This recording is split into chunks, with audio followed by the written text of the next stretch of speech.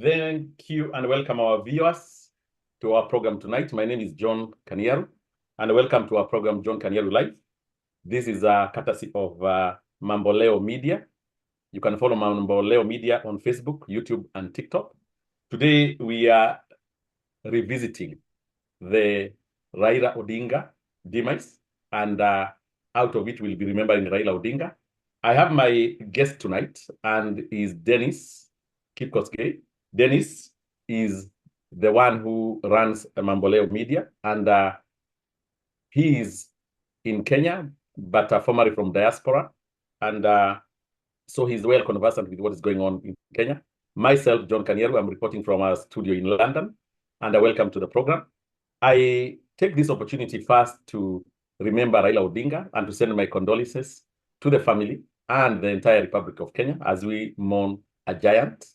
I remember Raila Odinga personally as a man that we engaged during our street battle when I was at the University of Nairobi. Those are the heydays when there was change the constitution movement. And it is not lost to me. There are so many people who are on that fight. We had Kenneth Matiba. We had Jaramogi Oginga Odinga. We also remember George Anyona, James Orengo, just to mention a few, and people like Koigo and Mwere, who come from my county in Nakuru. Today, we will be sending our views, how we remember Raila Odinga, who we can remember even about the new constitution, which we are enjoying. And before we proceed, I'll give Dennis Kosgei a moment to introduce yourself and also send your condolences and views about Raila Odinga to the family and to the nation. Welcome, Dennis. He was the Minister of Infrastructure and Roads. And I think he was the one who actually led the demolition of houses and clearing the way. He be recognized for this project, and I think, yeah, I want to remember him for the Thika Superhighway, and of course the new constitution, and bringing multi-party to Kenya. Okay, that's fine. And I too remember about the demolition that were done in the run-up to the construction of Thika Highway and other highways within Nairobi. And thanks to Raila, at least now we can see we have Thika Superhighway, which leads to Thika and towards the central Kenya, in the Republic of Kenya. Yeah, and it's funny because I think you are the first person actually I hear talking about that the most critical part of that Thika Highway was the removal of people who are living along that road. And I think he took that upon himself. I think it was a teamwork. It was a very good team. Kibaki Raila was, I could say that was the best moments in our country.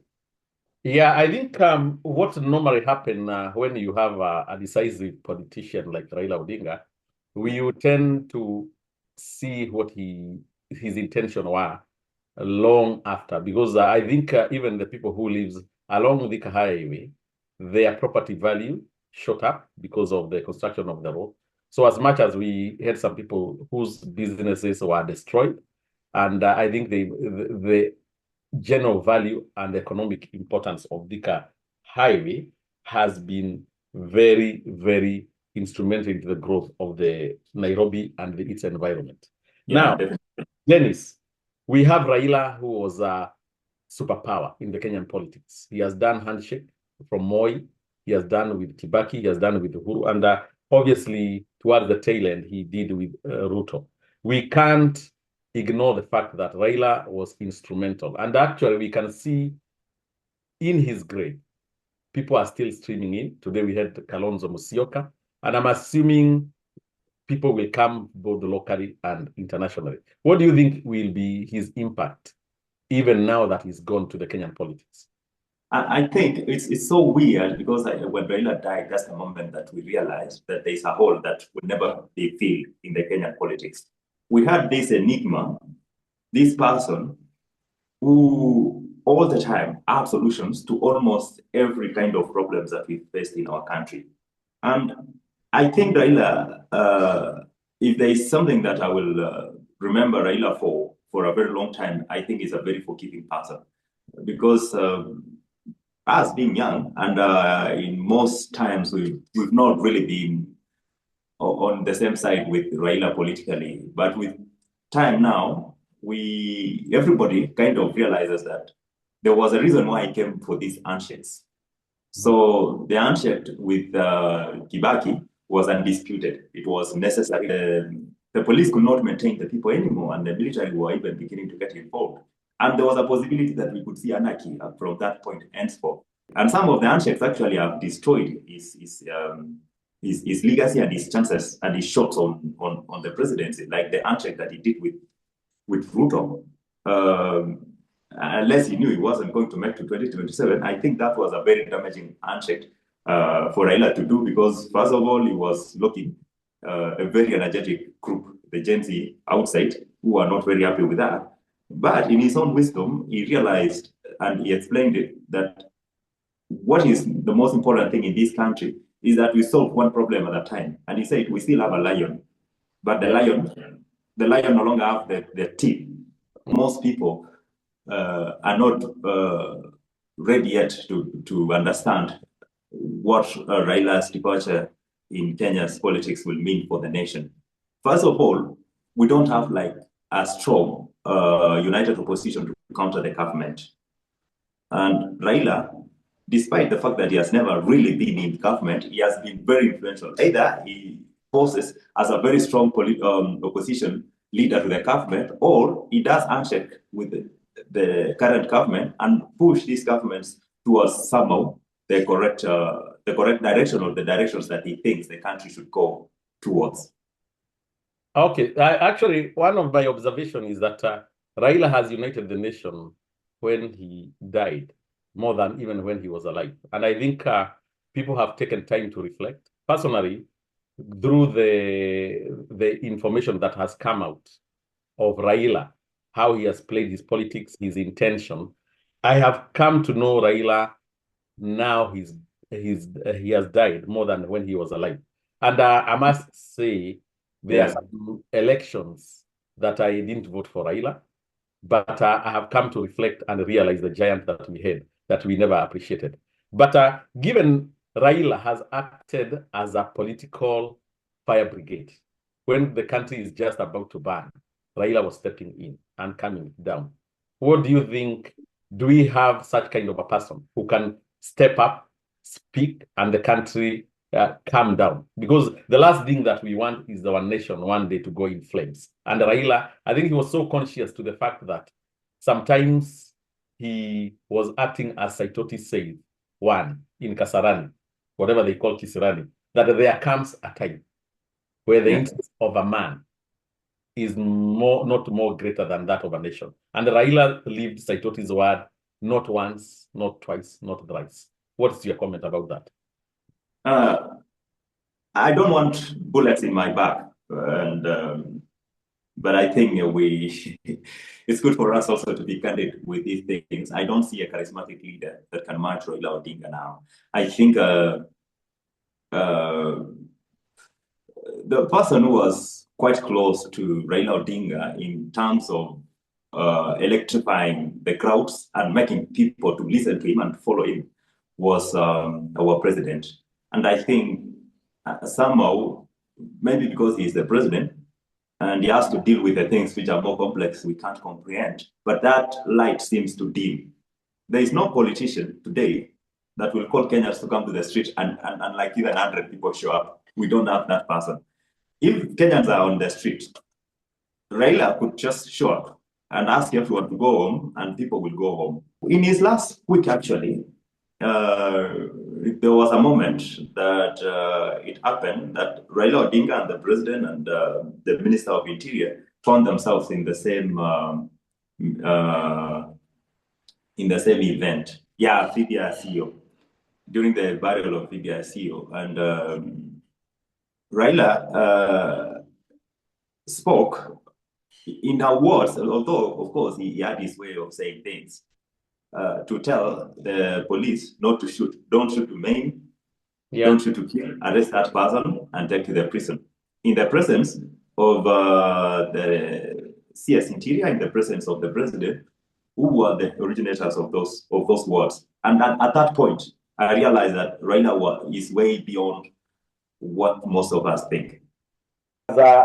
we were discussing about Raila Odinga and his impact on the Kenyan politics, I say that Raila never shied to speak his mind. Even when he joined the broad-based government, he stood in Kisumu and he told His Excellency President William Ruto during the height of the abduction that let abduction stop.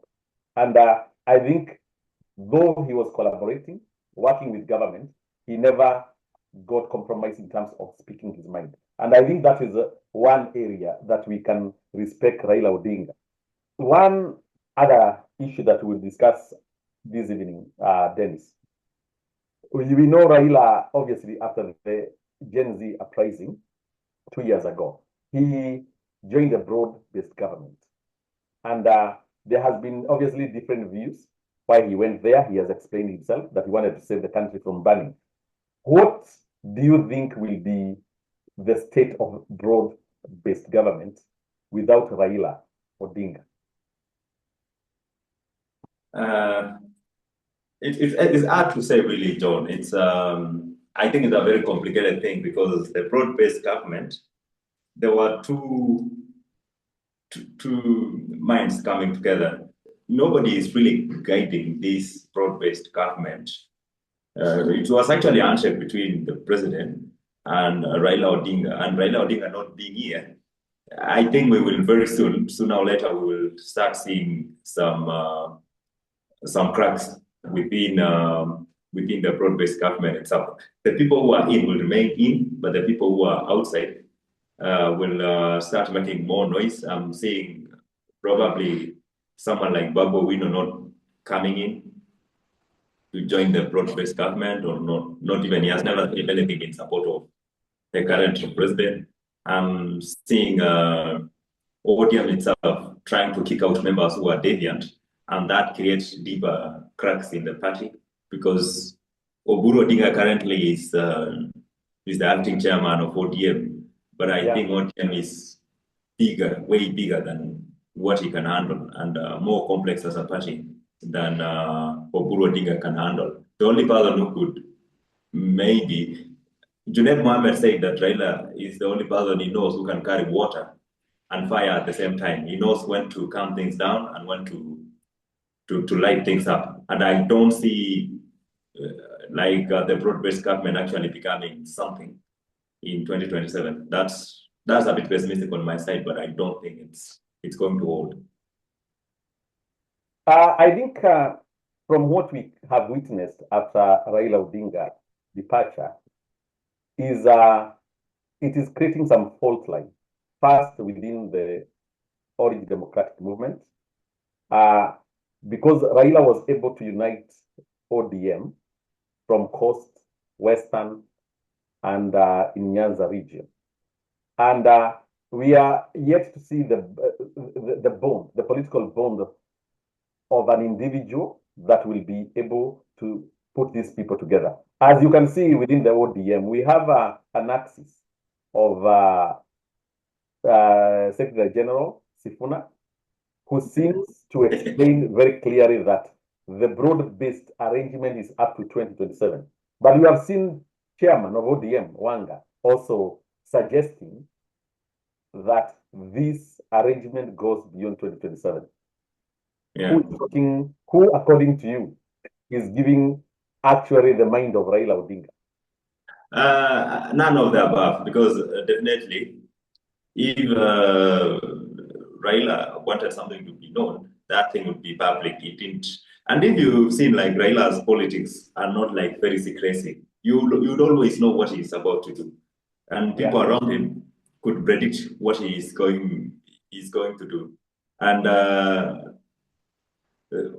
like Sifuna, even when Raila was here, he used to say things that didn't seem to align with the broad-based government vision.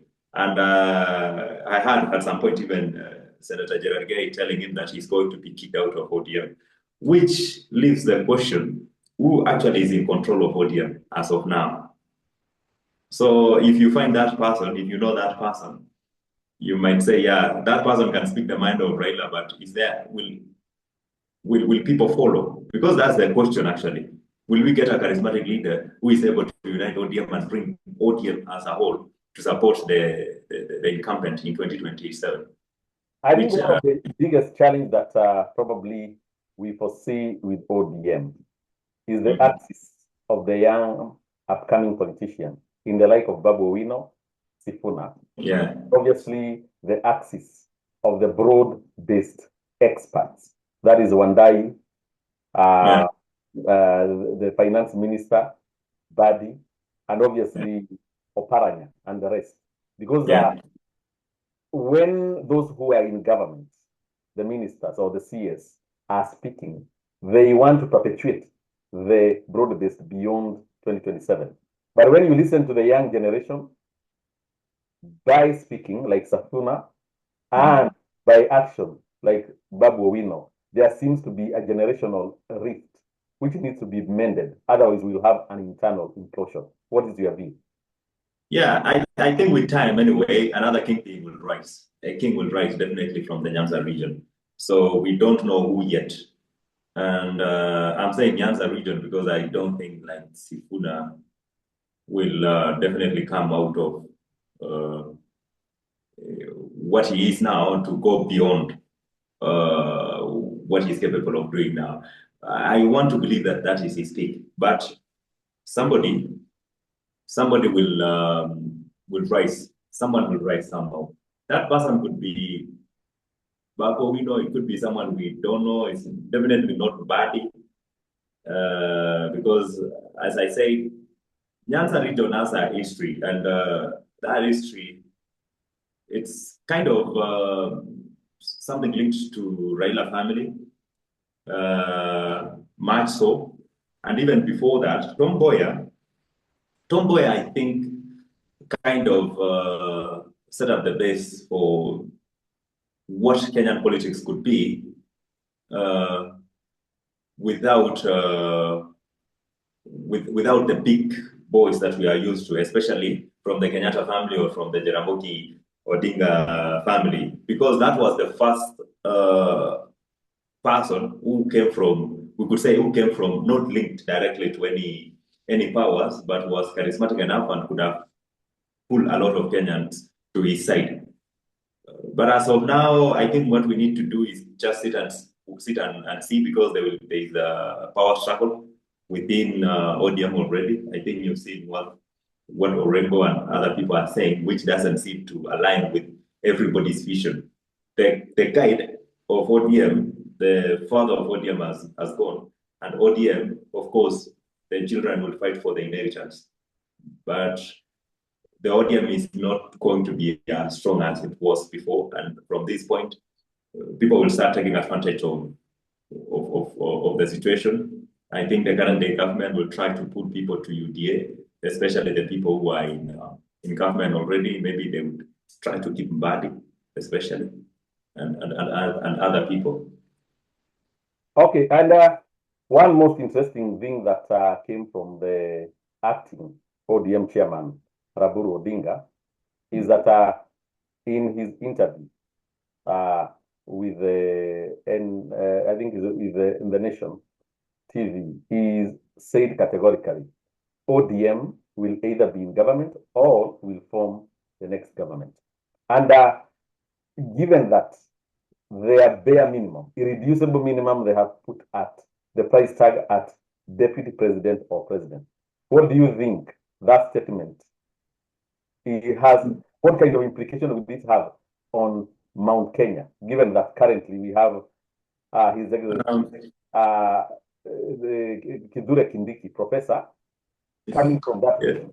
And I can Yeah. see already Raila is rambling the mountain from wherever he is. What's your comment? It's funny you asking this, but according to me, I believe the mountain is gone. It doesn't matter what happens. And I think I don't have the monopoly of knowledge of this. Yeah.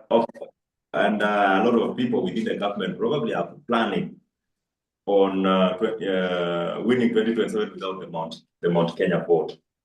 I think that's the deal now. because I think they've tried. They've tried, but Kindiki is a good man. He really does a good job. But unfortunately, he doesn't have the charisma and the mouth that Kashakwa has. And there is no way you can just win the mountain by doing what you are told.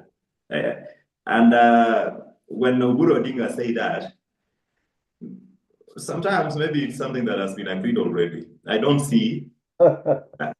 I don't see like I don't see the benefit to the incumbent having someone as his deputy from the mountain.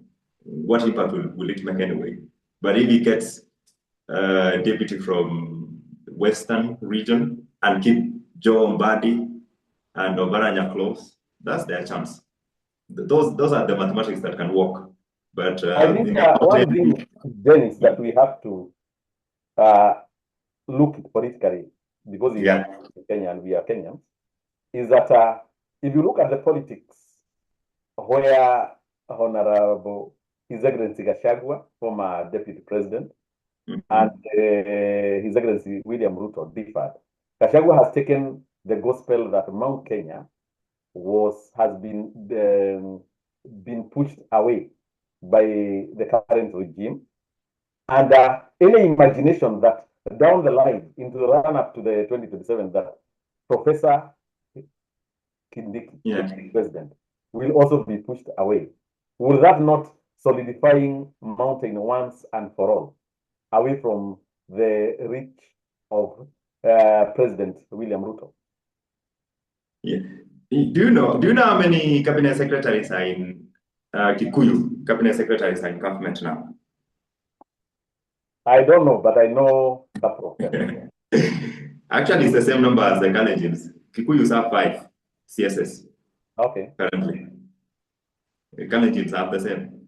But Kikuyus are complaining, like we've been pushed out. I think it's just a question of narrative, actually. Is it the Kikuyus who are complaining, or is it some leaders within the Kikuyu? Because the issue is, but yes, it's you have said probably there is an agreement with ODM, as saying that the deputy will go to Nyanza or the West for that case. My question is, don't you see that will be a political landmine? Because for Mount Kenya, the Mount Kenya is if you do that, not for Kenya, like for Mount Kenya, if the incumbent does that, he will lose Mount Kenya for good. And if he doesn't do it, he will get maybe like 30% of Mount Kenya if he tries.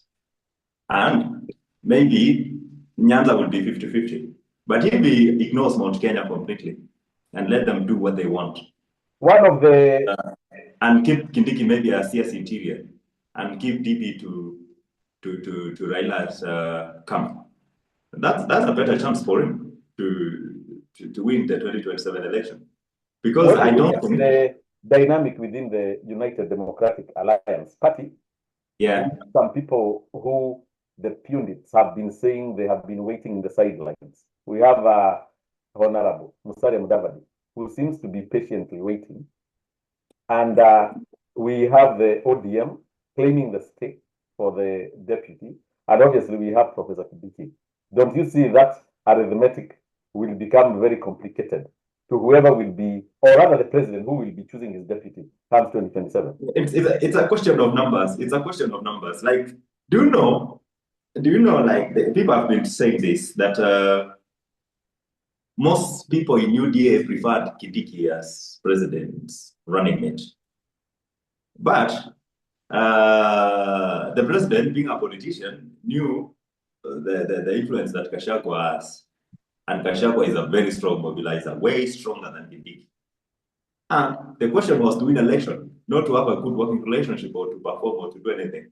And he picked Gachagua. And that tells you something about the president, that he's not going to pick someone because of their competence, because of what other people would say. He will pick someone because of numbers, and he will focus on it. How much numbers that person is bringing. Look, if we approach 2027 and Wetangula is not able to consolidate the Western vote. Don't be surprised that somebody who is a very open critic of the president, like how do you call this guy, the deputy of DCP, the deputy chair of DCP, His Excellency Natembeya, sorry. I will not be surprised like someone like Natembeya, like becomes president's favorite and he pushes his friends out. Because in politics, even the company himself says that there are no permanent enemies, there are no permanent friends. What matters is how much vote you are bringing. Look, if at the end of the day, even Gachagua, people forget like we are in Kenya. You'll be surprised that Gachagua is cleared and he comes back to work with Ruto in 2027. And that, I think that will be like the most interesting thing to see. But in terms of landmines, I think the companies and most people who want this government to win the next election are not afraid of Mount Kenya as such. What they are afraid of is letting go the vote-rich Western and Nyanza region. Okay. We've spoken about the possibility of region sharing the position, but any government will be re-elected or be sent home based on development. Yeah. What is your view about the promises that the UDA promised and the delivery? And how are they going to bring back the Gen Z who are uprising, claiming that they don't have jobs to do and they want the jobs that they were promised to be delivered? It's about mathematics because if you talk really about the performance of this government is neither good or bad. I think the only thing this government is failing terribly in is corruption. It's trying in other things. But in corruption, according to me, I don't think we've ever been this high in corruption. And the problem is that there is corruption and then there is impunity. Like you can't even report a corrupt case. You might even go to report someone and you are the one who is going to get jailed. And I think this is what is pissing people off. Like when you talk about even development, most Kenyans, this government has tried. It has built a lot of houses. It has built roads. I think the Shah thing, if it worked in the end, it's a brilliant idea. I think the Galana project is a good project. I think the government is trying to do something. But I've watched Kenyans and I don't think it's not about the development. It's not about what you are doing. Because Kibaki did very good in his first term. Even the big highway, we talked about it. The economy, the freedom of expression, a lot of things were good. But at the end of 5 years, Kenyans didn't want him anyway. And he was voted out. And after being voted out, there was a lot of demonstrations to try to kick him out.